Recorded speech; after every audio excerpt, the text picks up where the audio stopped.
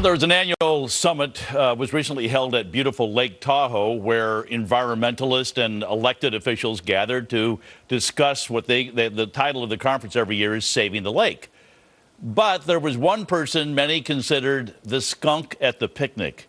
As the LA Times described him. Joining me now is the skunk, California Congressman Tom McClintock. And Tom, that's what George Skelton in the LA Times referred to you as the skunk at the picnic. What happened at this environmental conference that led him to write that about you?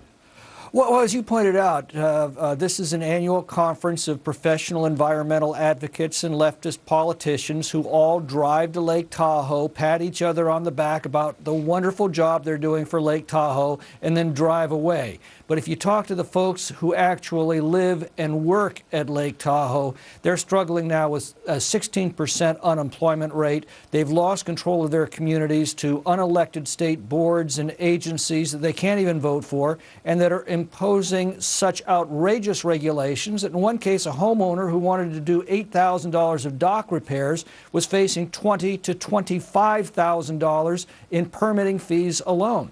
It's destroying the economy. The middle class is fleeing in droves. The population of Lake Tahoe has declined 9% over the last few years. And this is a result of specific public policies that are being imposed on those communities that those communities once had control over themselves through their elected local officials. Well, and I need to point out that is within your district. That's the eastern edge of your congressional district. And so Exactly. You go as the local congressman there to talk about your views. And the way that the LA Times wrote it was, you were the one who got the standing ovations and the big applause. Everybody loved it. What did you say to them?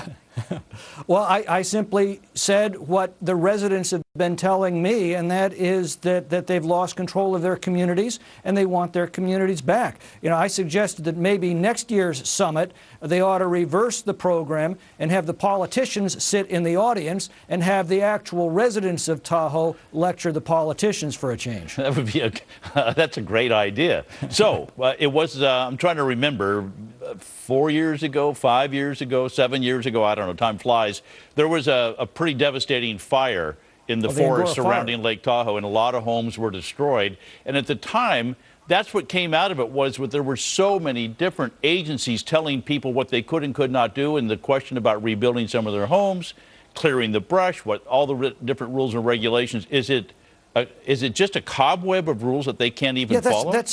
That's it exactly. There are more than 50 state and federal agencies that now have control over the affairs of Tahoe. They often issue entirely contradictory edicts and regulations. So if you obey one, you're violating another.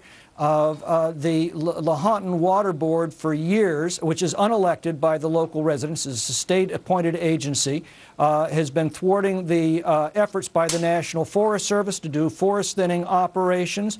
They were blocking the even efforts by individual homeowners to clear brush away from their homes. That's why the Angora fire was so intense and so destructive, and why so many people lost their homes. And it gets right back to the question, as long as these agencies are not elected by the local residents, they're not going to be responsive to those local residents, and it's utterly destroying the economy of the region. You said these were state, what's the combination? Federal, state, county, what is it?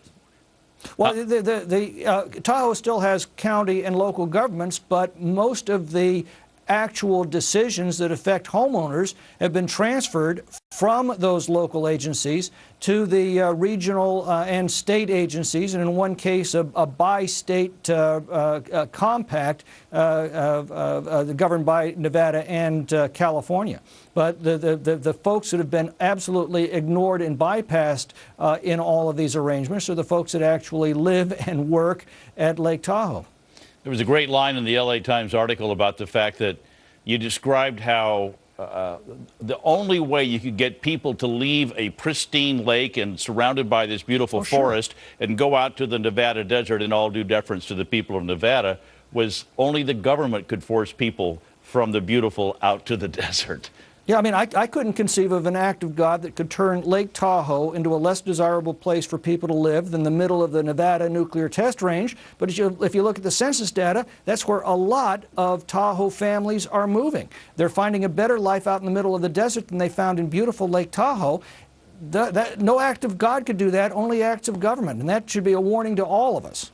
So what do you, we hear all this about compromise and let's get together, kumbaya and all that sort of stuff. What kind of reaction do you get? Because again, they called you the skunk at the picnic. Does that mean that they turned their back on you and ran? Or did anybody come up to you from the environmental movement and say, how can we work together? Well, not from the environmental movement, but what was heartening was the first 8 or 10 rows were all professional environmental activists, and it was a little chilly up in the front. But behind them was the general public, and the general public, well, again, I'm simply reflecting what they've been telling me for years, and that is they want control of their communities back, that the unelected agencies that are imposing draconian regulations, outrageous permitting fees, are destroying not only the economy, but also the environment. There's nothing more environmentally devastating to a forest than a forest fire, and the forest fires are in turn created when we can no longer do the forest thinning and brush clearance operations because of environmental restrictions. So what can be done? What's the answer? Freedom. Yeah. Freedom works. It's time we put it back to work. It's time we restored control of these decisions to the local communities. There are no more jealous guardians of the economy as well as the environment of Lake Tahoe than the people who actually live and work there, and we ought to restore control to them. All right. Congressman Tom McClintock, always good to talk to you. Thanks, Tom. My pleasure, Tom. Thanks for having me. You bet. Still ahead,